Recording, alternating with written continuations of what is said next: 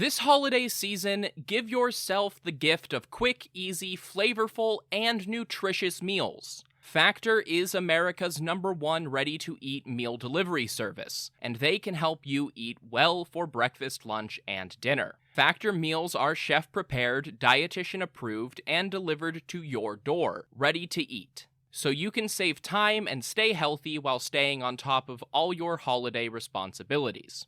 Cross meal prepping off your to-do list with 35-plus fresh, never-frozen meals that are hot and ready in just 2 minutes. Factor offers options to fit your lifestyle and preferences, whether it's calorie smart, vegan and veggie, or their protein plus option. This December, get Factor and enjoy eating well without the hassle. Just choose your meals and enjoy.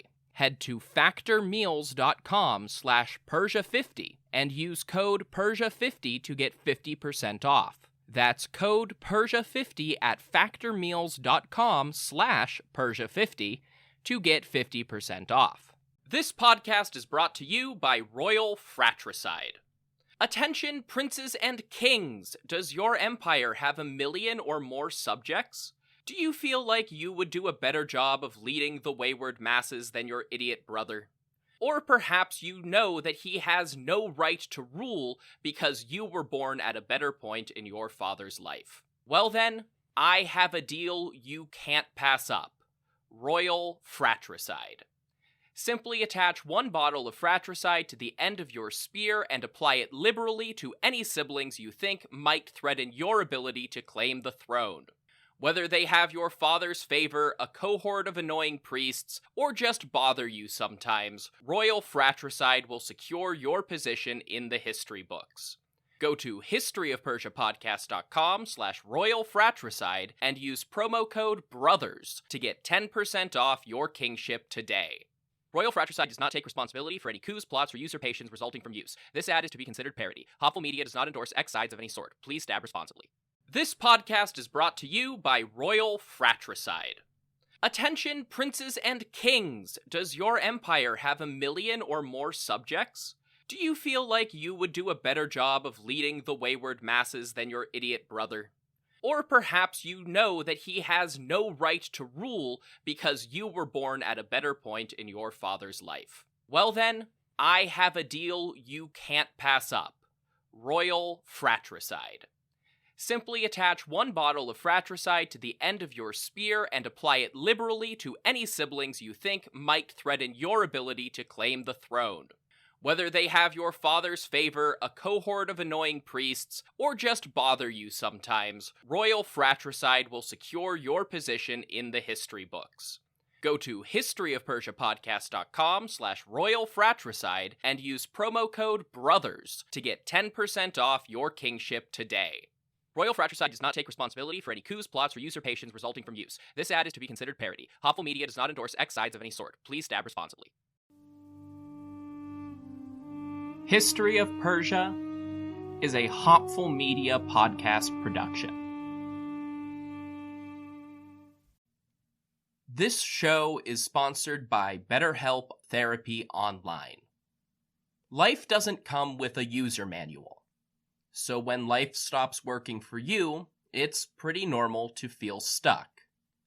Imagine somebody who spent, say 25 years being really distracted, overwhelmed by clutter, and fluctuating between being really into obscure ancient history and not being able to find the motivation to do the dishes. That person is me, and apparently, if there were a user manual to life, it might have told me that I have ADHD and should talk to my doctor about that. Therapists are about as close to a manual as we can get. Folks who are trained to help you figure out challenging emotions and learn coping skills. BetterHelp has connected millions of people with licensed, registered therapists for convenient and secure online therapy. It's convenient and 100% accessible online. No waiting rooms, no traffic, and not even endless Googling of therapist near me. You just fill out a questionnaire and get matched with an appropriate therapist. And if it doesn't click, BetterHelp makes it easy to switch providers. Everyone deserves to feel their best, so get unstuck with BetterHelp. Learn more and save 10% off your first month at betterhelp.com/Persia. That's BetterHelp, HELP.com/Persia.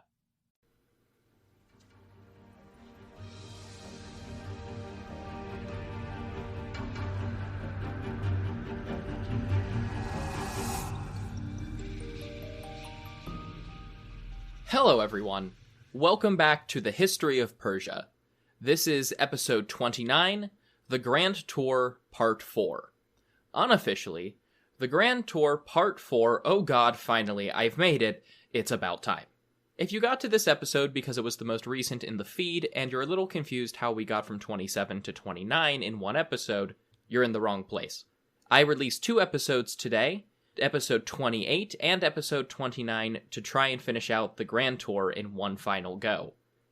Episode 28 covers Assyria and Babylonia, and ran for much longer than I ever expected Assyria to take, even knowing how complicated it was. So here we are in episode 29, and if you haven't done episode 28 yet, I recommend you go back and listen to part 3 of the Grand Tour before continuing on. Part 3 ended in Babylonia, specifically Babylon itself. Simultaneously, the capital of the satrapy, the Great Satrapy, the Mesopotamian economy, and one of several royal capitals where the great kings held court for part of the year. In Babylon's case, they were there in most of the winter. This episode will take us through the 3 foremost provinces of the empire, each containing at least one of the 5 Achaemenid royal capitals. Still following the map from Ian Mladyov I have posted on historyofpersiapodcast.com, we're headed east. Not long after we cross the Tigris, we pass out of Babylonia and into a region on the map labeled Susiana, corresponding roughly to modern Khuzestan. Of course, that's the Greek name, meaning the land of Susa, in a similar way that Babylonia is the land of Babylon. That lines up nicely with the old Persian name, Uja, which is just the Persian way of saying Susa. However, local inscriptions in the local language called it by a different, very ancient name, Hatamtu, better known in the modern world as Elam. From the earliest recorded history, the Elamites ruled southwestern Iran with their dual capitals at Susa and Anshan. Occasionally their kingdom would be fractured, occasionally it was unified. Sometimes they were pushed around by the Mesopotamian powers, and sometimes Elamites ruled in Babylon. There were points when Elam was a thorn in the side of the Assyrians, and points when Assyria left Elam desolated in retribution. It was that last situation that finally brought an end to over 2,000 years of Elamite dominance in the region.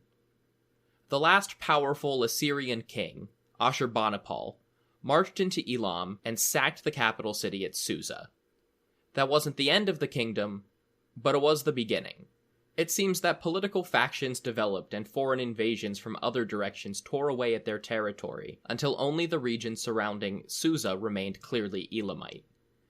The last Elamite to rule in Susa, who didn't even bother calling himself a king, was Tepet Humbam Inshushinak, who boasted of leading a military campaign into the Zagros Mountains against one of the Iranian tribes that swept down from the hills and invaded Elam.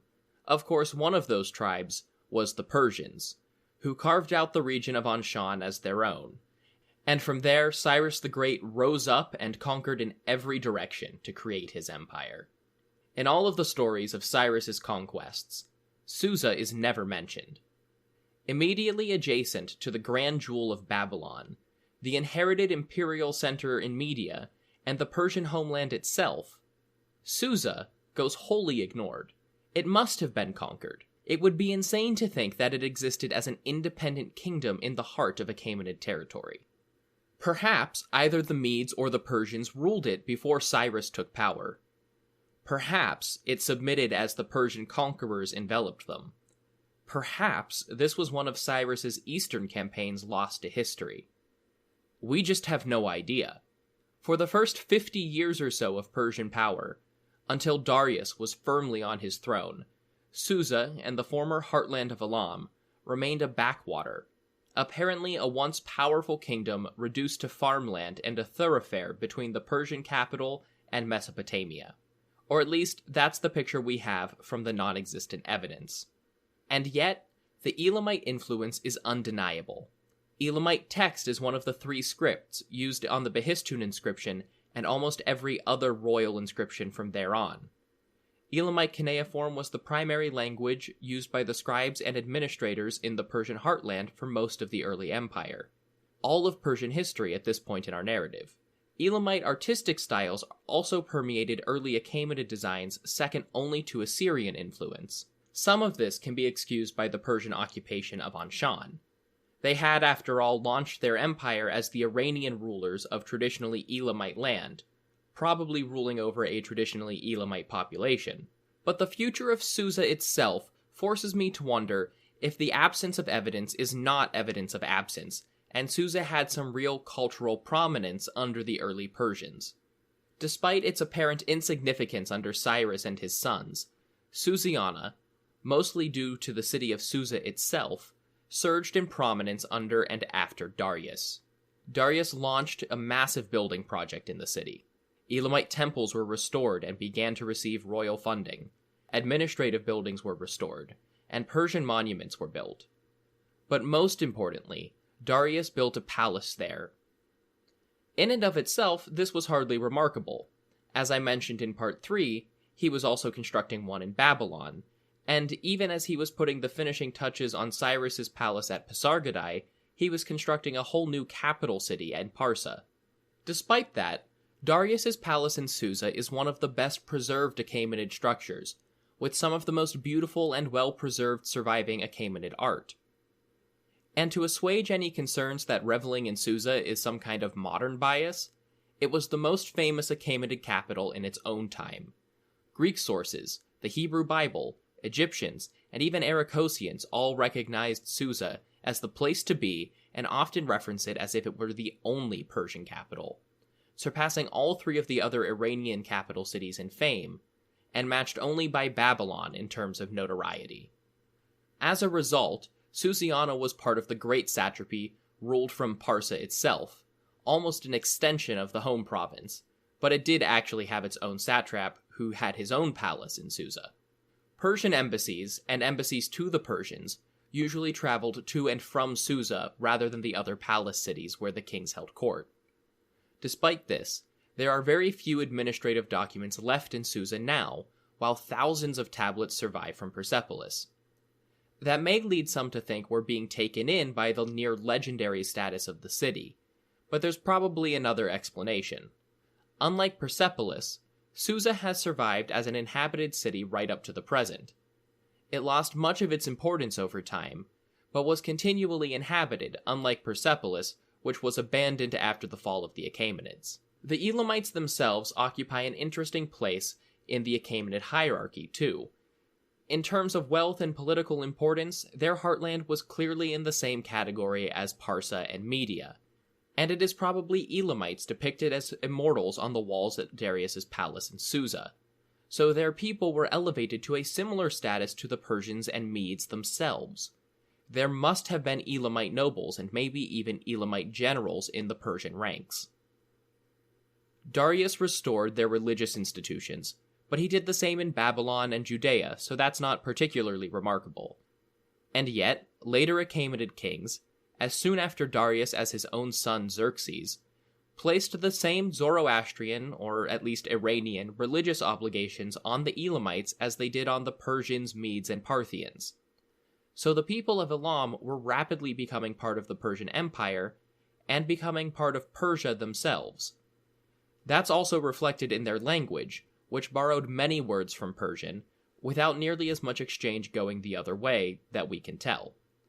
Unfortunately, since Susiana is so poorly documented compared to some of its neighbors, it's hard to know just what this cultural shift looked like. And yet there were ways in which Elam remained Elamite, and clung to its ancient heritage. This was most evident in the mountains of northeastern Susiana, known in later Greek sources as Elamaeus. Elamaeus, from the same root as Elam, was actually a functionally autonomous kingdom right in the heart of the Achaemenid Empire. The mountains were inaccessible and sparsely populated by a people known as the Uxians, who were ruled by a local leader, the Roman author Quintus Curtius, called a prefect, probably some kind of local prince or chieftain who cooperated with the satrap of Susiana militarily, but paid no tribute and negotiated the terms of their own alliance with the greater empire. For the next few centuries, Elymais will remain an independent mountain kingdom, but in the future they will expand and become an important component of the Parthian Empire, ruling over most of Susiana at their height. But for now, continuing the tour out of Susiana, we move north, passing through Elymais and into Media, called Mada in Old Persian. Now, to keep our tour on track, I'm going to skip up to the northern part, even though the border with Elymais and Susiana was in central Media. In the north, Media bordered on Parthia in the Caspian Sea to the east, and Armenia in the west, stretching north into the Caucasus Mountains, encompassing parts of modern Armenia and most of Azerbaijan. This is the region called Media Minor in some of our Greek and Roman sources, and it probably maintained something similar to the pre-imperial, pre-kingdom Medes and Iranian mountain tribes culture. It would have been less populous than neighboring regions, and less settled. The primary tribe in the region were the Caduceoi, who were not significant enough to appear in any Achaemenid administrative documents, and are known from mostly contemporary Greek sources instead. According to Ctesias, they managed to stay independent from the Median Empire under Cyaxares and Astyages, but were conquered by Cyrus, according to Xenophon. It seems that even after their conquest, the Caduceoi repeatedly resisted Persian rule and would refuse to send tribute or fight rebellions against the Achaemenid regime once every few decades. This is in stark contrast to Greater Media, the primary region associated with Media and the core of the original Median kingdom. Media was a core part of the Persian Empire and arguably the reason it could even exist. After all, it was only by rebelling against his overlord Astyages and seizing control of Media that Cyrus the Great gained the means to conquer the world. He went from the king of Anshan, the declining highlands of Old Elam, to king of Media and king of Persia. Using an empire that stretched from central Anatolia through most of modern Iran, he was able to become the great king over most of Southwest Asia. When Cyrus took over, he maintained the Median royal capital in Ecbatana, which I've seen described as undoubtedly the third city of the empire, even if the first and second places are disputed by 3 other cities. The Medes were afforded a special place in Persian society. As an ethnic or cultural group, they were the only ones allowed to serve in high offices alongside the Persians. In this early period of the empire, only Medes and Persians could be elevated to the ranks of general, Bandara Patish commanding 10,000 or more men, and satraps ruling over a province in the king's name. It seems the only offices the Medes were truly shut out from were the great kingship itself and the mother of the crown prince, both of whom had to be Persian. Despite all of that, we know shockingly little about Media. Most of the country was dominated by the Zagros Mountains, making settlement difficult, the population dispersed, and urban settings rare. In similar settings, like most of the eastern provinces, we can lean more heavily on the capital city for archaeological documentation. But Ecbatana is another one of those cities that has remained too important for too long to have any good documentation from 2,500 years ago. It would remain the regional capital for centuries after the Achaemenids were all gone, and has remained inhabited right up through today. Its name hasn't even changed particularly. Happy New Year, everyone! If your New Year's resolution includes learning a new language, maybe because you want to connect with friends and family, or maybe to add a new and useful skill to your resume, then Rosetta Stone is for you. Rosetta Stone is the most trusted language learning program with more than 30 years of experience behind it. They offer 25 languages, including Spanish, German, Arabic, Persian, and Chinese, as well as a lifetime membership for you to buy now and get access to all of the lessons forever. Rosetta Stone has the best speech recognition technology of any language learning app out there to help you practice speaking and get feedback on your pronunciation. The focus of the program is on having real conversations, not just knowing a few translations. It's more effective and a more fun way to learn. So start the new year with a new skill. Don't put off learning that language. There's no better time than right now to get started. For a very limited time, History of Persia listeners can get Rosetta Stone's lifetime membership for 50% off. That's 50% off unlimited access to 25 language courses for the rest of your life. Redeem your 50% off at rosettastone.com/today. Ecbatana is almost entirely lost beneath modern Hamadan. And even if it weren't, it seems that most of the Achaemenid structures and sculptures were cleared away or looted for building materials long ago. Most of the plausible Achaemenid locations that archaeologists have access to are now occupied by Parthian ruins from 600 years down the line in our narrative. They probably had to clear out the older Achaemenid structures to keep a functioning capital. As recently as the 19th century CE, when the first European academics started investigating Hamadan for signs of ancient history, they referenced Achaemenid-style architecture, mostly fragments of columns and plinths, built into newer buildings, but so far as anyone can tell, that has all been lost in the last 200 years. We can't even rely on outside sources for our information. Greek and Jewish sources, both contemporary and well into the Roman period, are full of fantastical accounts of Ecbatana. The Summer Palace was labeled one of the 7 wonders of the world by Hellenistic writers, and its legend just continued to spread. Foreign sources either describe the city and its palace as impossibly huge, gilded, and grand, or they fail to mention Media at all. And when we get to Arrian's account of Alexander and the Macedonian conquest, which usually sheds so much light on other cities in the Eastern Empire, all we really learn is that the Greeks stripped the palace in Ecbatana for its wealth and building materials. At least that explains why some of it is lost to modern archaeology. We can hardly rely on Persian or Mesopotamian sources either. While Ecbatana is mentioned occasionally, it's rarely with any detail about its upkeep, administration, or business. That's probably because Ecbatana had its own royal archive and treasury and was the seat of the Median satrap as well as a royal capital. All of the information about Media and Ecbatana that we might have used to reconstruct the Achaemenid city was probably contained and lost within the city itself. In that regard, it's very similar to Damascus in the previous episode, which faces many of the same problems when talking about the Achaemenid period. Thus, any information about how Media was socially or culturally different from Persia is vague and extrapolated from passing references or exaggerations. Median society might have been structured around something like the tribes of ancient Athens or Rome, which were less about actual relationships and more about political organization within the kingdom. Herodotus mentions a few of those tribes, but with no details. Based on the description of the Magi as a Median tribe, it may be that these divisions were actually social classes rather than political divides. In that scenario, the Magi were the religious class, another would have been the political or military class, another for peasants, but any guessing beyond that becomes very, very vague. Art and architecture is even harder to discern. Some scholars even deny that there was a separate Median style distinct from the Persians, basically suggesting that both leaned heavily on the Assyrians and it only fully developed under the Achaemenids. Sometimes you'll hear about artifacts or art styles referred to as Median, but more often than not, this is just a label applied to anything found in the right region from the early Iron Age. There's almost never any actual association with the Medes themselves.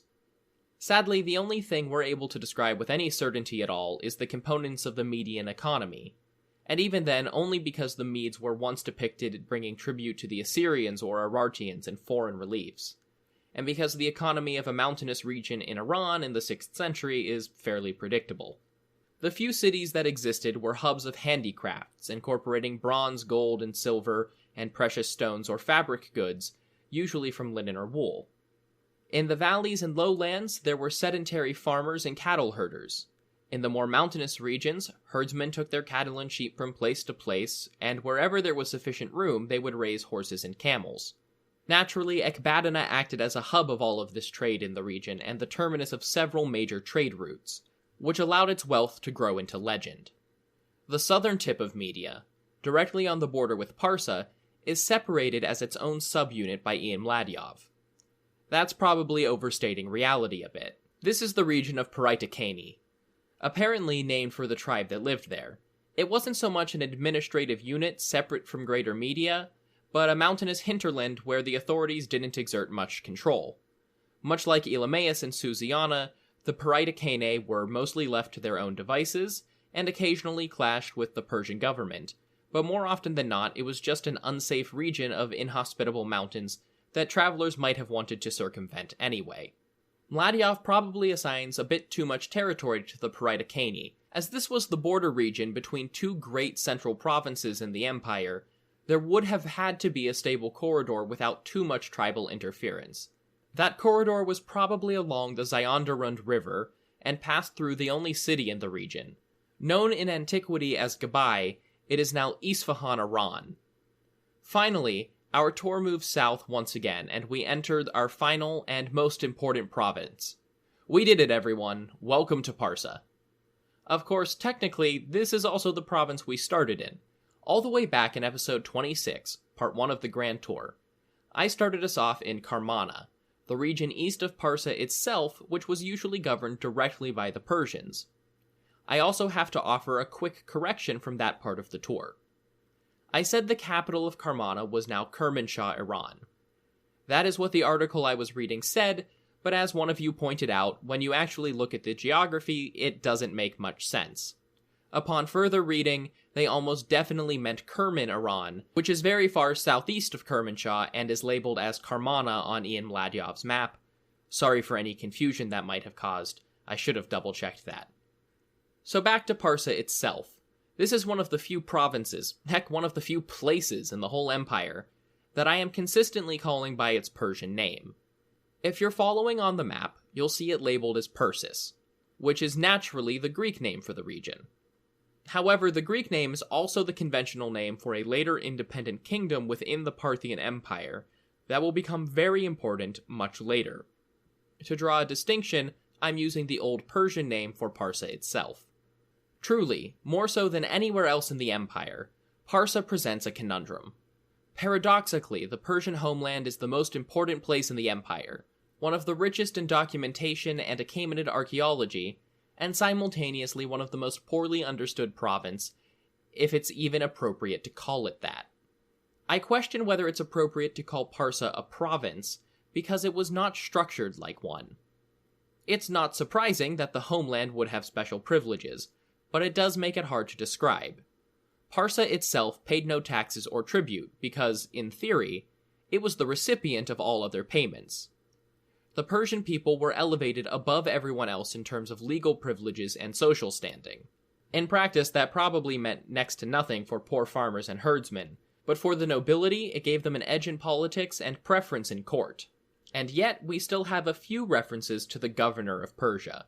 This seems to have been an appointed Persian official, similar in concept to a satrap who handled the day-to-day governing of Parsa on behalf of the king.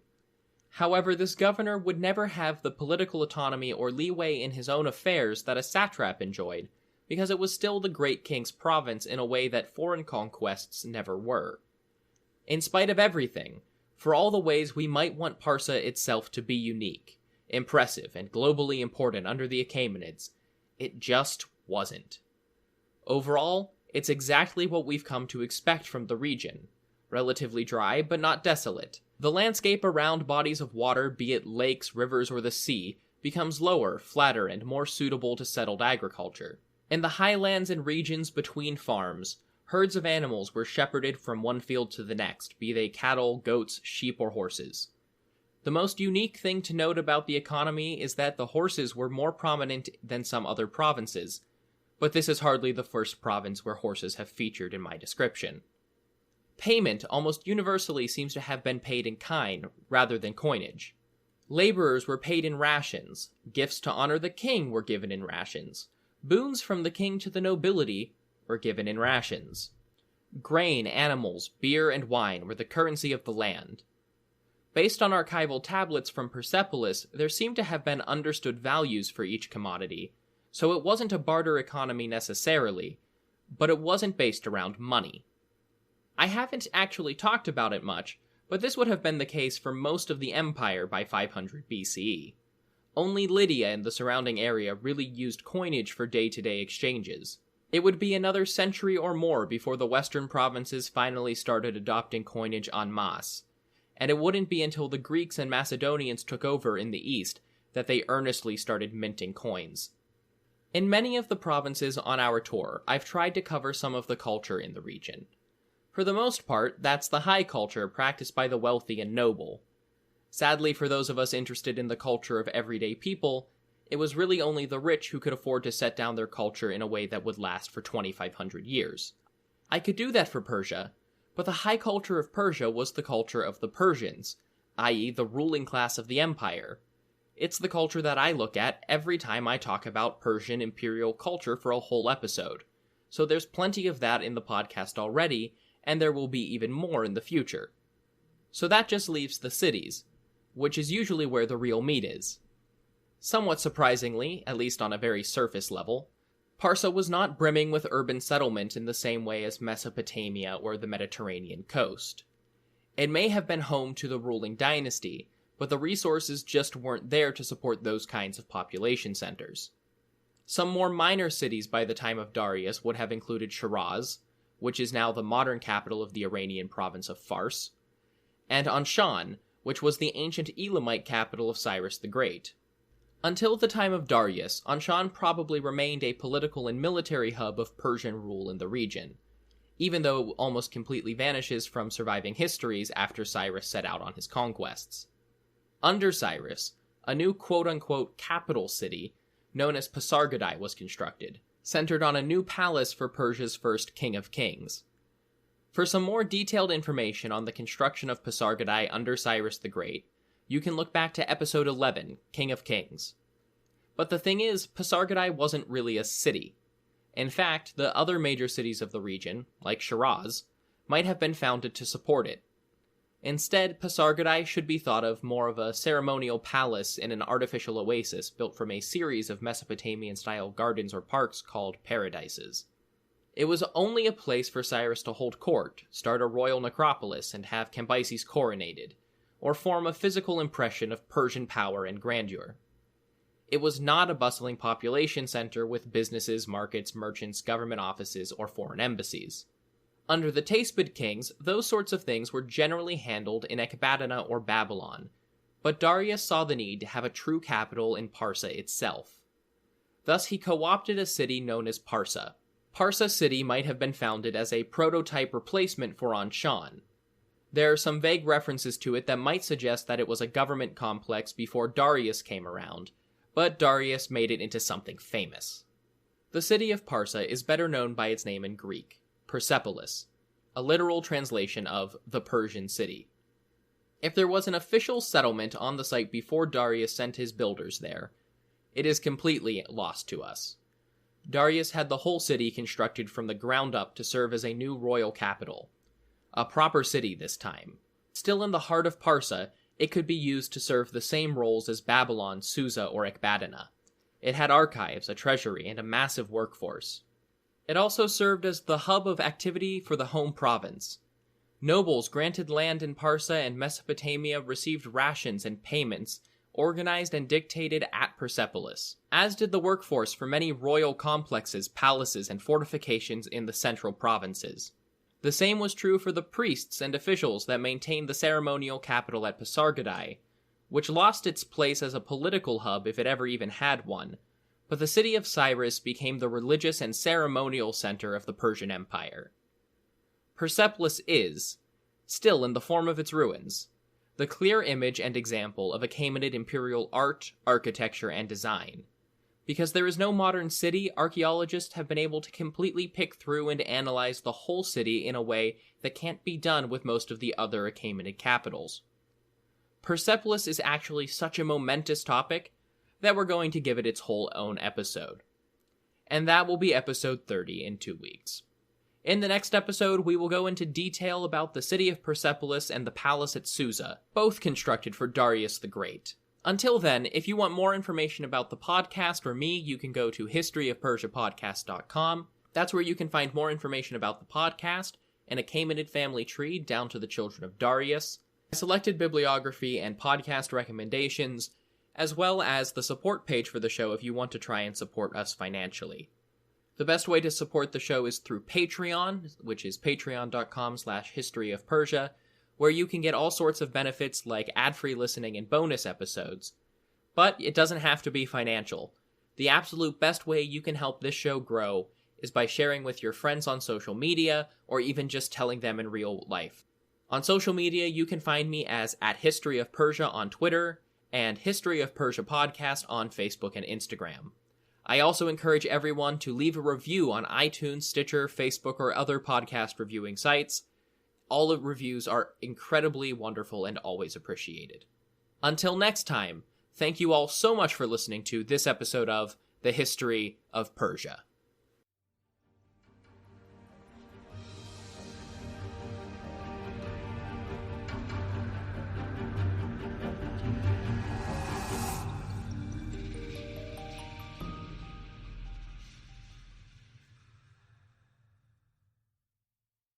This podcast is brought to you by Royal Fratricide.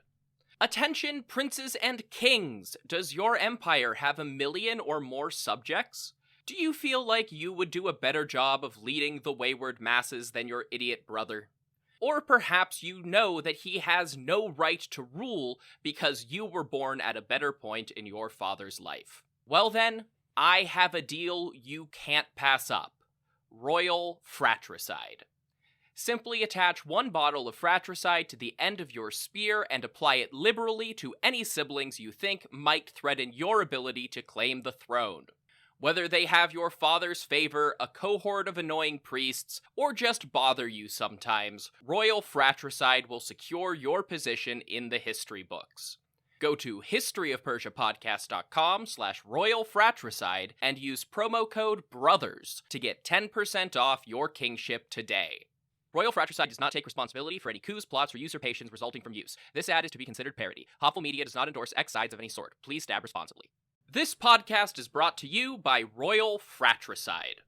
Attention, princes and kings! Does your empire have 1 million or more subjects? Do you feel like you would do a better job of leading the wayward masses than your idiot brother?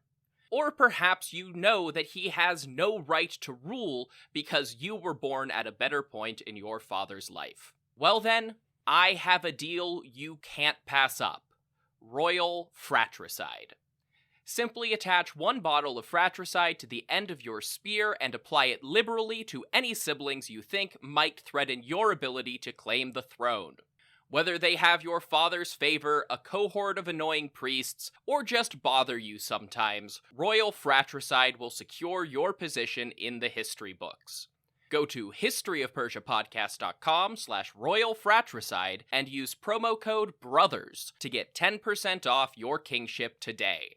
Royal Fratricide does not take responsibility for any coups, plots, or usurpations resulting from use. This ad is to be considered parody. Hopful Media does not endorse X sides of any sort. Please stab responsibly.